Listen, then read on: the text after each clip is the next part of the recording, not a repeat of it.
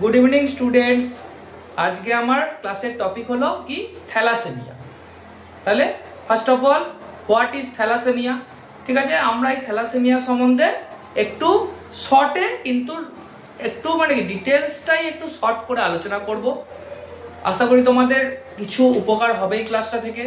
ठीक আছে, তাহলে व्हाट इज थैलासेमिया। थैलासेमिया একটা কি টাইপের disease? It is a genetical और हेरिडिटारी डिजीज। কি থ্যালাসেমিয়াটা হলো একটা জেনেটিক্যাল और হেরিডিটারি ডিজিজ। ঠিক আছে, তাহলে what type of disease? Genetical disease, it is autosomal recessive disease. তাহলে থ্যালাসেমিয়া কি একটা অটোজোমাল রিসেসিভ ডিজিজ। তাহলে why it is called autosomal recessive disease? তাহলে কেন বলি এটাকে অটোজোমাল রিসেসিভ? আমরা যদি আমাদের ক্রোমোজোম স্টাডি করি হিউম্যানের, তাহলে টোটাল কত ক্রোমোজোম থাকে? আমাদের 46 ক্রোমোজোম থাকে। কত? 46টা। তার মধ্যে কত? 44 অটোজোম থাকে আর 2 সেক্স ক্রোমোজোম থাকে। তাহলে এটা আমার থ্যালাসেমিয়া সেক্স ক্রোমোজোমাল ডিজিজ না। মেইনলি সেক্স ক্রোমোজোমাল ডিজিজ আছে কি? হিমোফিলিয়া আছে, কারাল বাইন্ডলেস আছে, এগুলো হচ্ছে সেক্স ক্রোমোজোমাল ডিজিজ। কিন্তু থ্যালাসেমিয়া হচ্ছে কি একটা অটোজোমাল ডিজিজ। এটা হচ্ছে যে 44 অটোজোম থাকে, তার মধ্যে কোনো ক্রোমোজোমের ডিফেক্ট হলে আমাদের থ্যালাসেমিয়া হয়। তাহলে মেন থ্যালাসেমিয়া হলে আমাদের কি হয়? আমাদের একটা ব্লাড যে আরবিসি, ব্লাডের মধ্যে আরবিসি থাকে, তার একটা প্রোটিন থাকে ভেতরে, সেটা হচ্ছে হিমোগ্লোবিন। ঠিক আছে, সেই প্রোটিনটাই আমার ডিফেক্টিভ প্রোটিন তৈরি হয়। তাহলে ডিফেক্টিভ হিমোগ্লোবিন তৈরি হওয়ার জন্য আমাদের কি হয়? আমাদের ব্লাড আমাদের ভলিউম, ব্লাডের যে হিমোগ্লোবিন লেভেল কমে যায়। সেই জন্য আমরা তখন কি বলি? সেটাকে অ্যানিমিয়া বলি। তাহলে কি ডিফেক্টিভ হিমোগ্লোবিন হওয়ার জন্য আমাদের কি হয়? অ্যানিমিয়া হয়। ঠিক আছে, অ্যানিমিয়া তাহলে কি বলি? আমাদের ব্লাড যে হিমোগ্লোবিন কমে গেলে সেটাকে অ্যানিমিয়া বলি। ঠিক আছে, হিমোগ্লোবিন লেভেল কমে গেলে। এবার কি হলো, এই যে থ্যালাসেমিয়া রোগীকে তাহলে কিভাবে আমাদের থ্যালাসেমিয়া যে পেশেন্ট বা রোগী, তাকে আমরা বেশি দিন সেরকম ভাবে একটু মানে নর্মাল যে লাইফ স্প্যান হয় মানুষের, অতদিন বাঁচে না। এদের হচ্ছে গড় আয়ু কমে যায়।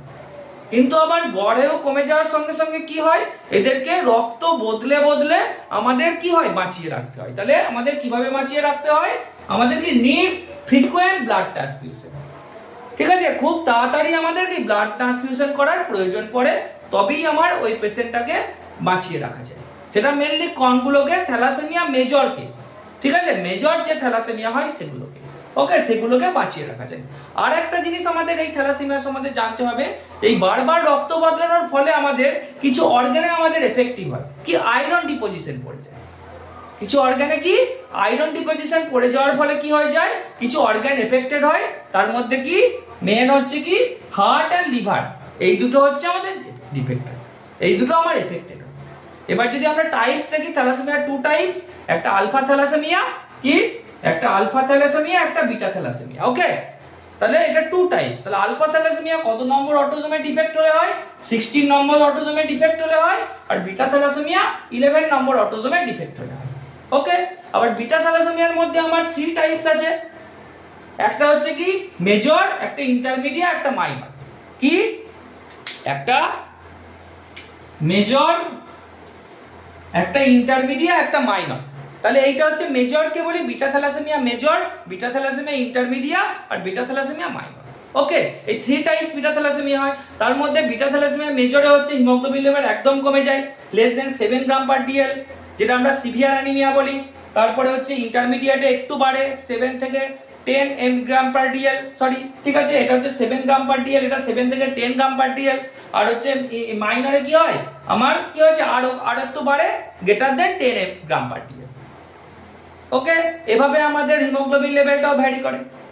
আর আলফা থ্যালাসেমিয়ার মধ্যে কি আছে? মেন ক্লাসিফিকেশন যদি করি, মেজর 2 ডিজিজ আছে। দুটো ডিজিজের মধ্যে কি একটা এইচবি বার্ড হাইড্রোফিটালিস বলি সিনড্রোম, আর একটা হচ্ছে এইচবিএইচ ডিজিজ, হিমোগ্লোবিন এইচ ডিজিজ, আর একটা হচ্ছে এইচবি বার্ড হাইড্রোফিটালিস। সেটা কি হয়? এইচবি বার্ড হাইড্রোফিটালিসে সমস্ত আলফা জিনগুলো ডিফেক্টিভ হয়। আমাদের কি আমাদের হিমোগ্লোবিনে যদি আমরা পলিপেপটাইড দেখি, দুটো আলফা চেন থাকে, দুটো বিটা চেন থাকে। যদি বিটা চেনে ডিফেক্ট হয় সেটা বিটা থ্যালাসেমিয়া, আলফা চেনে ডিফেক্ট হলে সেটা আলফা থ্যালাসেমিয়া। আলফা থ্যালাসেমিয়ার ক্ষেত্রে কি হয়? যদি চারটে সব জিনটাই ডিফেক্টিভ হয় তাহলে হাইড্রোফিটালিস হয়, আর যদি একটা বেশি মানে একটু কম জিন ডিফেক্টিভ হয় তাহলে সেটা এইচবিএইচ ডিজিজ। এইটা একটা দিক গেল থ্যালাসেমিয়ার। আর একটা মেজর জিনিস হচ্ছে কি থ্যালাসেমিয়া ইনহেরিটেন্স বা উত্তরাধিকার কি, মানে কিভাবে আমাদের মধ্যে মা বাবার থেকে আমাদের মধ্যে থ্যালাসেমিয়াটা আসে, সেটাকে আমরা কি বলি থ্যালাসেমিয়া ইনহেরিটেন্স। ওকে, তাহলে ইনহেরিটেন্স করতে গেলে আমাদের মেজর ক্রাইটেরিয়া কি, দুজনকেই মাইনর হতে হবে। কি আছে, তোমার ফাদারও মাইনর হতে হবে, মাদারও মাইনর হতে হবে, সেটাকে আমরা কি বলি প্যারেন্ট, পি জনু বা পি প্যারেন্ট বলি। তারপরে হচ্ছে গ্যামেট তৈরি হয় এখান থেকে, তাহলে এখান থেকে কি এদের জেনেটিক যদি দেখি থ্যাল প্লাস থ্যাল, এটা থ্যাল প্লাস থ্যাল। ওকে, দিয়ে এখান থেকে গ্যামেট তৈরি হয়, এই গ্যামেট গুলোকে আমি চেকার বোর্ডে বসালাম, F1 জেনারেশন চেকার বোর্ড যেটা, ঠিক আছে, F1 জেনারেশন চেকার বোর্ড, সেখানে আমি কি বসালাম, এধারে মেলে থ্যাল প্লাস থ্যাল মাইনর, এখানেও থ্যাল প্লাস থ্যাল। দিয়ে আমরা যদি কি বলে চেকার বোর্ডটা করি, দেখা যাবে কি প্রথমটা নর্মাল হলো, তারপর একটা ট্রেট হলো, মানে থ্যালাসেমিয়া ক্যারিয়ার বলি ওটাকে, ঠিক আছে, তারপর একটা ট্রেট হলো, তারপর একটা হচ্ছে এফেক্টেড হলো, ঠিক আছে। এই যে এফেক্টেড হলো, এটা থেকে আমরা একটা জিনিস ইয়ে করি, এই যে এফেক্টেড হলো তাহলে কি মানে ফাদার আর মাদার যদি দুজনেই মাইনর হয়, তাহলে একটা মানে কি 100% এর মধ্যে 25% আমার এফেক্টেড হবে। এই কনসেপ্টটা আমরা কি করি, আমরা থ্যালাসেমিয়ার যে প্রতিরোধের জেনেটিক কাউন্সিলিং যেটা করি, আমার ল্যাবরেটরিতে হচ্ছে কি একটা জেনেটিক কাউন্সিলিং বা হসপিটালগুলোতে জেনেটিক কাউন্সিলিং একটা ডিপার্টমেন্ট হয়, সেখানে আমাদের কি পেশেন্টকে আমার কি বলে বিবাহের আগে তাদেরকে বোঝানো হয় যে তোমরা যদি দুজনাই মাইনর হও তাহলে কি অসুবিধা হতে পারে। তাহলে দুজনাই যদি মাইনর হয় তাহলে কি হতে পারে, চারটে তোমার সন্তানের মধ্যে চারটে, সেটা মানে কি বলে ডটার বা সন যাই হতে পারে, চারটে সন্তানের মধ্যে একটা অবশ্যই এফেক্টেড হবে, একটা থ্যালাসেমিয়া এফেক্টেড হবেই, থ্যালাসেমিয়া মেজর হবেই, সেটা ফার্স্ট চাইল্ডে হতে পারে, সেটা অন্যান্য সেকেন্ড বা থার্ড বা ফোর্থ চাইল্ডে হতে পারে। তাহলে এটাই আমাদের বোঝানো হয় যে তোমাদের একটা রিস্ক থেকে যায়, সেই জন্য আমাদের কি হিমোগ্লোবিন ইলেকট্রোফোরেসিস একটা টেস্ট করে আমরা দেখা হয় যে থ্যালাসেমিয়ার কোনটা আছে, মেজর আছে, ক্যারিয়ার আছে না মাইনর আছে। তাহলে দুজনা যদি আমার মাইনর হয় তাহলে আমরা এই কন্ডিশনটা হতে পারে, সেই জন্য আমাদের টেস্ট করে আমাদের ওদের সাবধান করতে হয় বা আমাদের কি অ্যাডভাইস দিতে হয় যে এটাই হচ্ছে থ্যালাসেমিয়া প্রতিরোধে কি জেনেটিক কাউন্সিলিং এর যে আমাদের এফেক্ট আছে সেটা বা ভূমিকা। ঠিক আছে, এটা আমি যতটা পারা যায় শর্ট করে থ্যালাসেমিয়াটা বোঝালাম। যদি ভালো লাগে তাহলে আমাকে সাপোর্ট করো। Thank you.